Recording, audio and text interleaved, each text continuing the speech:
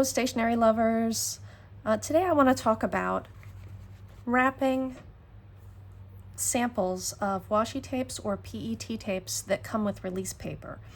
So the kind of tapes that get physically rolled into a coil because rather than wrapped around a card because they have this removable backing paper.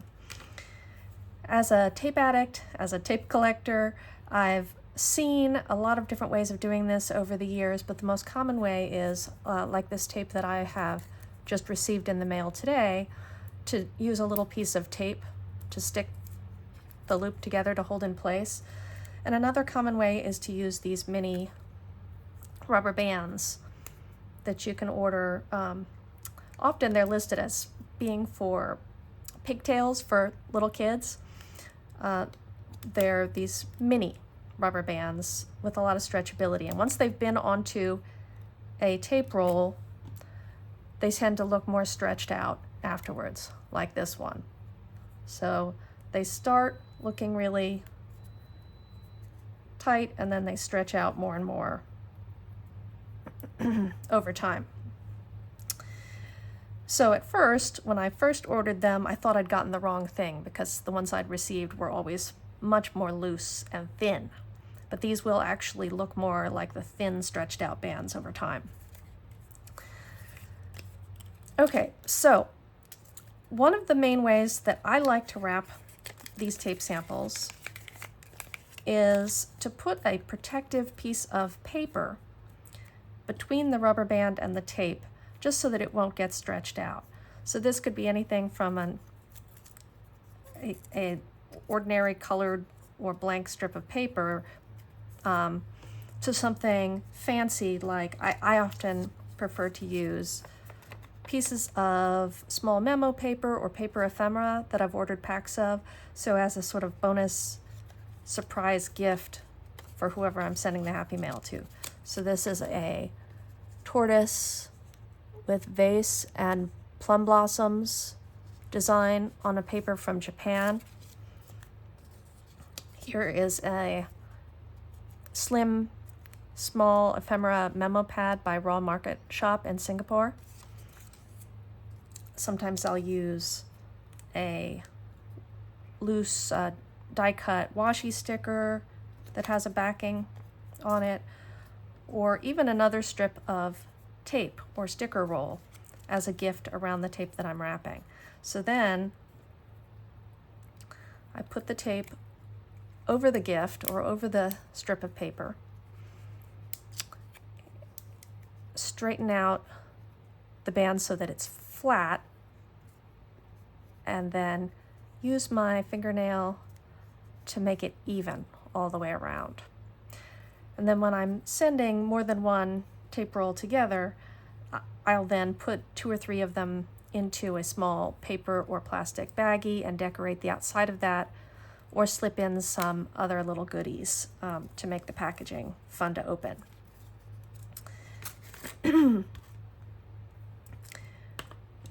first kind of paper that I started using in that way as a protective shield around the tape, the idea started with this slim pad of long paper strips decorated in patterns by the Taiwanese artist Lin Qianing. This was a gift with purchase a year or so ago.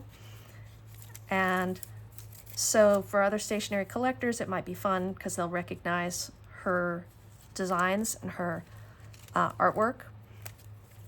But even if they don't, it's fun patterned printed paper. And then I will cut one of those long strips in half, because that's generally enough to go around a single sheet of paper. But I also like to decorate my own strips of paper with stamps and make little bits of collage art that they can use. So last night I was experimenting with the new stamp sets that just arrived from Stationery Instinct in Taiwan. These feature some of their abstract vintage style postal and travel notations, abstract obscure notations with a really historical vibe to them. Tickets, travel, markings. And I take those mini stamps and then I used a subtle gray ink pad from Japan. But you could use a bold black, or you could use a particular color palette that matched with the tapes that you were sending, whatever you like. Here I used some gold accent. And then played around with some other stamps by Raw Market, Blanks of Life, Favorite in Malaysia, and Some Things of Mine, and Ink Benchmark Artists in Malaysia. So these are a couple that I made last night just to try out this technique and to practice. But as a general rule, I always make the wrapping for any particular tape or happy mail that I'm going to be sending at the time, because I want it to just kind of feel like an authentic gift for that person that I'm creating, especially for them, rather than just having a big storehouse of things that I just grab off of a pile to wrap with. So just to give you a quick example of this process, I'm going to use a sheet of clear cling stamps that Some Sort of Fern released a couple of months ago from Taiwan. Just to keep it quick and simple, I'm going to leave these arranged exactly as they are on the sheet that they come on, using that same medium gray ink pad. And I'm going to do something a little bit different this time, which is use this dashed line scoring tool to give a rough edge. These were a square piece of paper that I used a Cricut paper slicer just to cut them into thin strips so they have a very clean edge. This time I'm going to give a scored edge. To straighten it out and to hold the line in place, I use a metal-edged mini ruler by Midori, and then you can see that scored edge.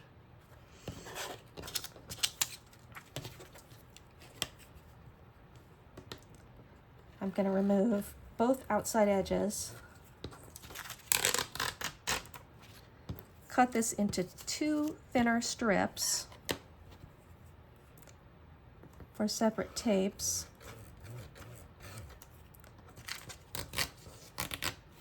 But then within them, I'm going to make some additional score lines that I'm not going to tear apart or separate.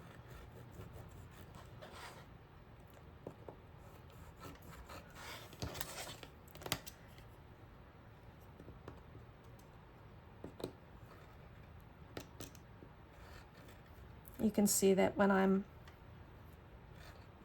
distracted talking on the camera, I'm not getting the lines as straight or clean as I might like. But for the purposes of just a quick demo, it's fine. So I'm not separating them. I would put them around the tape so that the person who unwraps it gets to tear those apart and use them as paper ephemera. So here I'm wrapping a washi tape called I Love Stationery by Wanlei Studio from mainland China. And rolling these, I try to be mindful of several things. Firstly, if you roll them too tight, then the paper starts to create little bubbles where the tape is trying to separate from the release paper backing. So while it's good to make them somewhat tight and compact to reduce shipping space needed, you don't want to over tighten them, or else the tape will be much less nice to use because it will have all of these creases and bubbles in it. With washi tape like this, if it's quickly rolled and then you have an uneven surface like that, you can just tap it down at the end and then wrap the tape around, wrap the paper, the shield, and then put your mini rubber band, which, by the way, these rubber bands sell in bags of like 5,000 for $5 or $10, depending on your source. You can find a range of them on Amazon. I am looking for some nicer ones, but this is what I've found so far. Now, with PET tape, unlike with washi tape, sometimes the tape sticks to itself, so that when you're wrapping like this, when you get to this point and you go to try and tap it down, it won't move. It won't, excuse me, it won't budge because the tape is gridlocked with itself. So then you have the frustrating process of going back to the beginning, starting, and you have to, with each wrap, make sure that it's lined up and tighten as you go. But this one has a very slick front surface, so that's not happening. But another thing to watch out for is that the innermost edge, this edge on the inside, can separate from its backing when you're rolling it too tight and then stick to the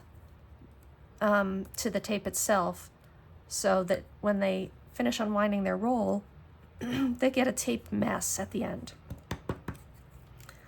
And that's no fun. So partly it takes just patience and practice to get good at wrapping efficiently and keeping the tape in the nicest possible condition.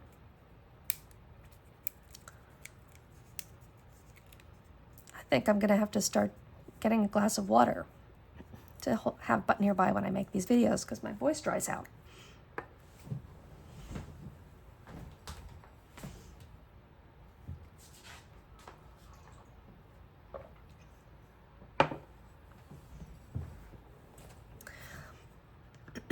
So I just wanted to share those couple of techniques that I'm practicing with. If you have any wrapping methods that you have either seen and received, or you've used yourself that you think are fun or interesting, I'd love to hear about them in the comments. I'm always looking for new ideas. Sometimes I use a much rougher, rawer effect with paper, like I'll use a more handmade paper or a torn look, and wrap it with some string, or put grommets in and loop it around and tie a string through the holes. So I have tried more ways to get creative than just what I've covered here today, but I thought I'd just touch on some of the basics, some of the ideas I've been exploring. Thank you very much for watching, and have a wonderful day.